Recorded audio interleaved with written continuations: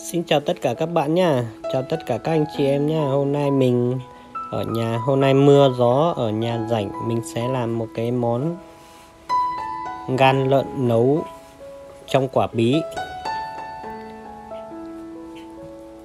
Xin mời tất cả các bạn, các anh chị cùng theo dõi mình nha.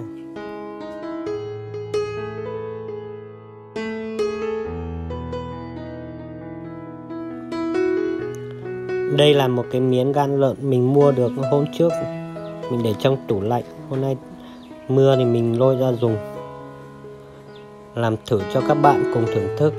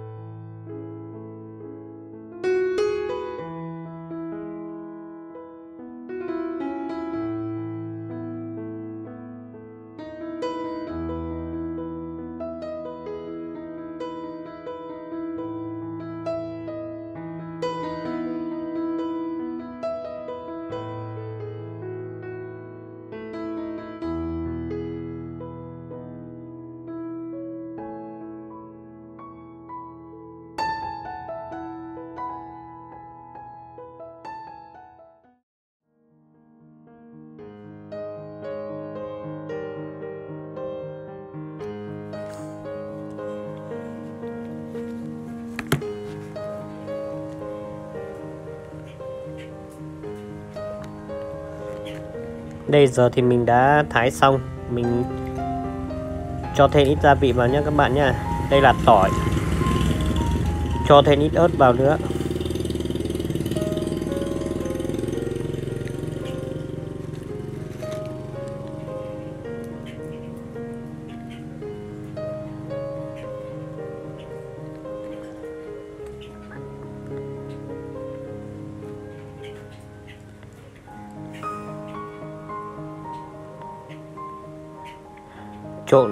Trộn thêm một ít mắt khén, hạt dổi, muối, các loại linh tinh các bạn ạ. Cho ít hạt tiêu vào nữa. Mình sẽ rửa sạch quả bí rồi mình nhồi vào cái bên trong quả bí nha các bạn nha. Đây mình trộn đều gia vị và cho vào quả bí. Mình mang đi sôi khoảng gần 1 tiếng cho đến 1 tiếng đồng hồ. Quả bí bị nhừ là chín vừa các bạn ạ. Cho mấy lá thắng cố vào nữa.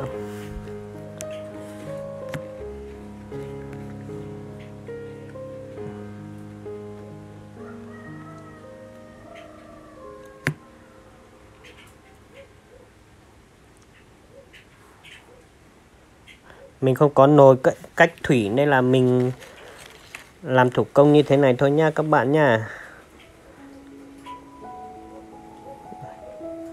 Nếu mà mình có cái nồi hấp cách thủy thì mình cho quả bí vào bên trong thì nó sẽ tốt hơn, giữ nhiệt tốt hơn và nhanh chín hơn. Nhưng mình không có thì mình làm tạm như này cũng được các bạn ạ.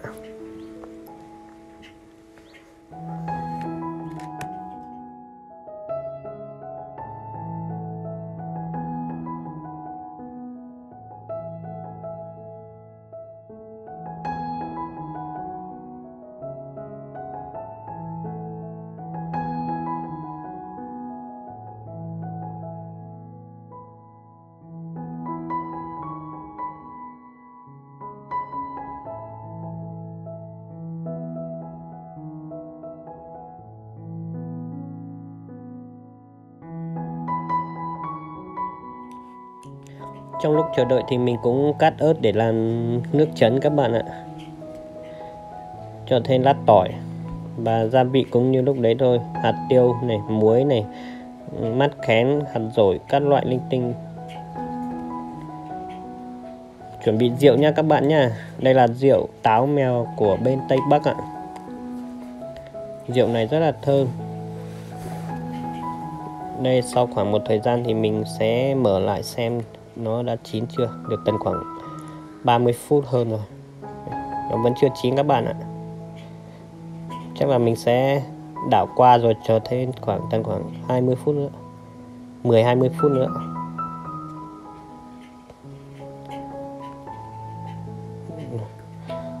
Sau tầm khoảng một quãng thời gian khá dài, tầm khoảng 1 tiếng thì bây giờ nó chín rồi các bạn ạ. Mình vớt ra đĩa và chuẩn bị chén thôi các bạn. Đây, quả bí bây giờ nhừ lắm rồi các bác. Bây giờ thì ăn được quả bí luôn các bác ạ. Quả bí bí ngô của người Mông ấy, ăn rất là ngọt, rất là thơm, mềm nữa các bạn. Bật thêm ít gia vị vào nó rất là thơm luôn, vừa thơm vừa ngọt.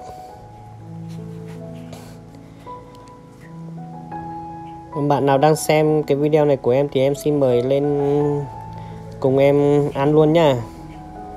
Đây,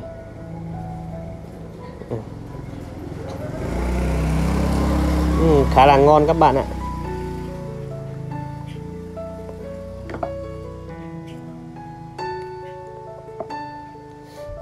Đây, bây giờ thì có mấy anh em nữa rót rượu rồi, anh em cùng thưởng thức luôn.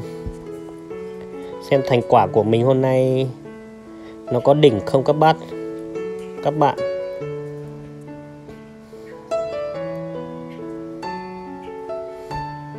Xin mời tất cả các bạn, các bác, các cô chú cùng thưởng thức nha.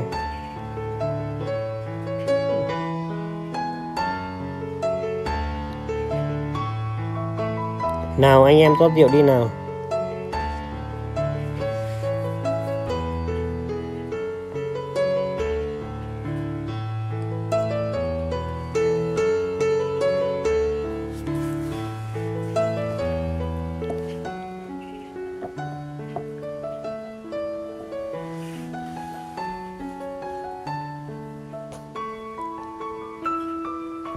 Đây, chặn chén đi anh em ơi. Chặn chén và cùng thưởng thức cái món của mình xem.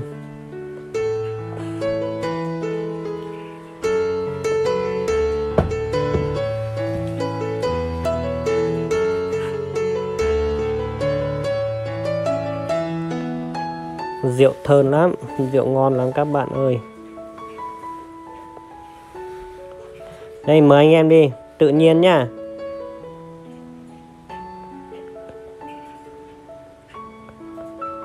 Đẳng cấp luôn, ngon lắm ạ.